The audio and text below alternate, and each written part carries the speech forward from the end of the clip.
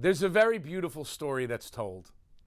Story of an almana, a widow who couldn't provide for her family. And she tried everything she could, but it was all to no avail. One day she goes to the butcher. And she goes to the butcher and she asks him, please give me some of your less desirable cuts of meat. And he said, you know what, I'll tell you what. I'll give you some of the organs, the heart, the brain. Nobody's going to buy those. And I'll let you have those pieces of meat. But one day she came in and she said, can I have my meat? And he said, I'm sorry, I can't even give that to you. And she began to cry and she said, what am I asking you for already? A bissel a cup? A bissel a heart? A little mind? A little heart? And you can't even give that to me? And there was a tzaddik who was there. And the tzaddik started to cry and he looks up and he says, Rabbeinu Shalom, we want to do tshuva. We want to come closer to you. And what are we asking you for? A bissel a cup? A bissel a heart? The ability to do tshuva, give us a little bit and we'll make you proud. And now we are on the cusp of Chodesh Elul and the Yomim Neiroim, Rosh Hashanah and Yom Kippur. And sometimes we think, Rabbi Shem, we want to come close, but we feel that you've forgotten us. So I heard a magnificent vart, something that should give us all a lot of chizuk, a lot of strength. We say, Imru lefanai malchios. The Rabbi Shalom says, say in front of me the malchios, the 10 psukim of malchios that are said, that are recited in Musaf Shemon Esrei. Zichroinos, kidei sheyalu zichronechem l'toiva. In order that I should remember you. Ubameh, and how? B'shofar, with the shofar. The obvious question is, Ein shicha lifnei chisech v'edecha. The Rabbi Shalom forgets nothing and no one. So what do you mean, remember us? You can only remember if you've forgotten. And I heard the following beautiful pshat. The Rabbeinu Shalom deals with us as we deal with ourselves. And if we feel like we've been forgotten, then the Rabbeinu Shalom will not remember us. And if we lose faith in ourselves, in our ability to come close to HaKadosh Baruch Hu, in our ability to daven, then the Rabbeinu Shalom says, I can't remember you. So he says, blow the shofar. What is the shofar? It is the pure, unadulterated breath of the neshama. Untainted, not sullied from sin. And we blow that into the shofar. And that has remained pure. There's a part of us that says, Rabbeinu Shalom, we do believe. We do know that you have not forgotten us. And when we blow that into the Rabbeinu Shalom shofar, and it enters, as the Gemara says, lifnai v'lifnim, into the innermost sanctuary of HaKadosh Baruch Hu, into the Kodesh Kadoshim, ad kedei kach, that one is not permitted to blow with the horn of a parah, because ein kategar nasas anegar, the prosecuting attorney cannot become the defense attorney. The egel hazahav, which is the parah, cannot enter the Kodesh Kadoshim. So lahalacha we paskin that the shofar must be from an ayil. Why? Because it must be something that is pure. And when that enters into the Kodesh Kadoshim, and we on Rosh Hashanah enter our neshamas into the Kodesh Kadoshim, we're telling the Rabbeinu Shalom, we know that we have not been forgotten. And now that we know it, Rabbeinu Shalom, you should reciprocate in kind, and you should remember us. And with that beautiful thought in mind, we are now able to enter Chodesh Elul and the Yomim Neiroim. Someone once came to the Sfas Emes, and he said to him, Rebbe, I don't understand. I have so many tzaras. I have so many things that trouble me. I don't understand. And the Sfas Emes said to him, every day we say the Yud Gimel Ikrim. We say the Yud Gimel Ani Mamins. In every one we say, Ani Mamin, I believe, I believe, I believe. Never once do we say, Ani mevin, I understand. We're not meant to understand. We're meant to believe. You might say to yourself, you know what? It's difficult. It's a dark world out there. And sometimes it's hard to think that our tefillas have been answered. But we must remember that behind all that darkness is a brilliant, beautiful light. There's a magnificent story told. The Shatzerov was in London in 1939, and the Germans were bombing. And the Shatzerov, together with the rest of the people of London, needed to get blinds on their windows. Because if the lights would be put on, the Germans would see their target and would be able to bomb. So there was a curfew placed on the city, and the people of London went dark. The only way you could keep the light on is with blinds. So the Shatzerov walks in to a blind store, and he says, can I have blinds? And the man behind the counter says, Rabbi, I have two questions for you. Number one, how bright is the light in your home?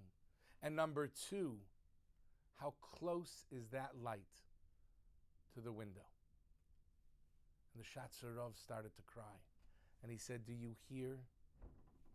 The darkness of the shade is only in proportion to the brilliance of the light that it's trying to contain, and the proximity of that light to the window. The Ribbono Shel Olam sometimes acts with us in a manner of Hester Panim, but the brilliance of the light is contained by the darkness of the shade and the proximity of that light to the window. The light is so close to the window. The light is going to burst forth and shine. Right now, it seems dark, but the light is there. I have a friend, a young man, who's been diagnosed with leukemia nebuch 3 times already. What does one say to a young man on Erev Rosh Hasuna after he's been diagnosed again with cancer? Reb Meilech Biderman told him something brilliant. He said to him, Shimshi, if somebody says to you, when you ask him for money, do you have $4? What's he trying to give to you? He's giving you a 5. And if he says to you, do you have 8? What's he giving to you? A 10. If he asks you for $15, he wants to give you a 20. If he asks you for $40, he wants to give you a 50. And if he asks you for $75 change, that's because he wants to give you $100. Shimshi shtel sich vor, try to imagine what HaKadosh Baruch Hu wants to give you if he's asking for so much in return. The Ribbono Shel Olam is going to give. The light is going to shine. But we cannot lose faith. We have to believe in ourselves and believe in the ability for the Ribbono Shel Olam to do all of this for us.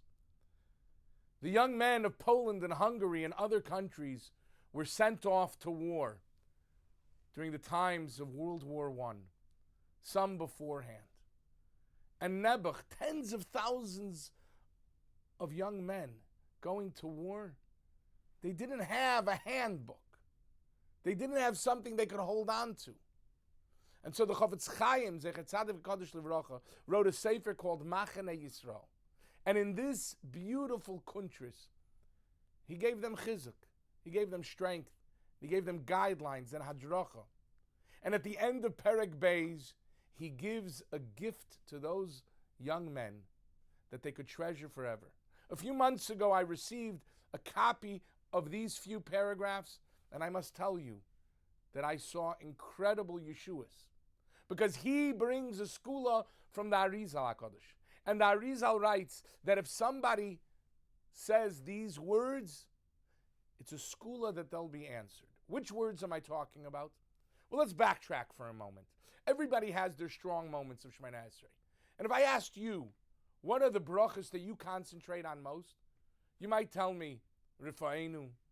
You might tell me, Barech Aleinu, if you're struggling with Parnasa. You might tell me, Shema Aleinu, that's certainly a big one. Moedim, thanking the Rabbeinu Shalom. But in all probability, the bracha of Est Semach would not get much fanfare. Yet, the Arizal HaKadosh says that if you say the words, Ki lishuascha kivinu kol hayoin, over and over, even if you're davening for your own Yeshua, not the Yeshua of Matzmiach Keren Yeshua, not the Yeshua of Moshiach necessarily, but your own personal Yeshua, whatever it is that you're asking for, the skula that the Arizal gives from these words is that your tefillas, his mavtiach, will be answered. If we believe it, if we pray for it, then the tefillas will be answered. But we can't give up hope, no matter how dire the situation may seem. There's a beautiful mashal, a mashal that I heard just recently, but a mashal that really sheds light, if you will, on our situation. There was once a fisherman, a simple fisherman, who would go every day to the edge of the ocean and he would fish. He would fish for his daily sustenance. He would catch the fish and then he would go back home and eat it. And one day he's fishing, and as he's fishing, he's humming a tune to himself, a tune that brought him great joy. But suddenly, he sees in the distance that there's a man that's thrashing about, a man who's screaming for help.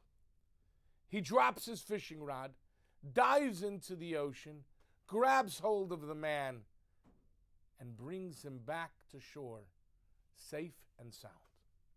He saved the man's life, but it was not just any man, because this man was none other than the king. And the king was thrilled. The king was overjoyed. He wanted to express his appreciation, and he thanked the man profusely over and over again. And when he did that, he offered the man a great reward. But the man said, no, the fact that I was able to save you, that in itself is the greatest reward, Your Royal Highness. And the king says, no, I insist. I want to give you a reward. So I want you to come tomorrow to my palace, and I want you to take the greatest treasures out of my palace, out of my treasury. The man was flabbergasted. What an unbelievable reward. So the next day he brings his empty sack and he goes to the palace. But when the king came back to the palace, he told his advisors what happened. And while they too were grateful for this man having saved the king's life, some of them were jealous. And they said, you did what? You offered the most precious diamonds and jewels from your treasury? You can't do that. Take it back. And the king says, no, I gave my word. And they plotted. And they said, you know what we're going to do? We are going to turn out the lights in the palace as soon as he comes. And this way, the fellow won't be able to see. He won't be able to get the treasures. Well, the fellow comes and he walks into the palace. And as soon as he walks into the palace goes completely dark. The man was terrified, didn't know what to do. He's looking around, he can't see a thing. And he begins to imagine to himself what type of terrible things are going to happen to him. No doubt, this is a trap. Maybe they're going to unleash wild animals to tear me limb from limb. Maybe they're going to have the guards come and take me and grab me and throw me into a dark prison cell for the rest of my life. Maybe it's only a trap. And then he stopped for a moment and he said, what am I thinking? I saved the king's life. I'm an Adam Choshev Ad Ma'od. What type of Akaras HaTov the king has for me having saved his life? He wants to give me everything. And this thought brought him great happiness and joy. And he began to sing that beautiful song that he always sang, that gave him such chizuk that not only was he singing, but he started to dance as well. The king's advisors were shocked. It was dark. And they hear singing and dancing. Their plot went kaput. There was nothing they could do. And they couldn't understand what had happened. So what they did was, they took a bunch of candles and they lit them to see what had happened. And what they saw was this little Yidela singing and dancing. And when they lit up the palace, the Yidela was able to see that the king's treasury was open. So he started to sing and dance more. And the advisors lit even more candles because they were so astounded by this fellow's faith. They couldn't believe it. And he took out his empty sack and filled it with the king's treasures till it was full. And he sang and danced all the way home. And this, says the Sefer Kol Toida, is a beautiful mashal to what happens for each and every Yid. The Rebbeinu Shel Olam's name is Nebuch, being drowned in the world. There's so many things that happen, such hester panim, that people are forgetting about the king. When we go and act in a manner of emunah and bitochen, and we daven to the Rebbeinu Shalom, when we're mekadesh shem shamayim, we are saving his name. And when we save his name,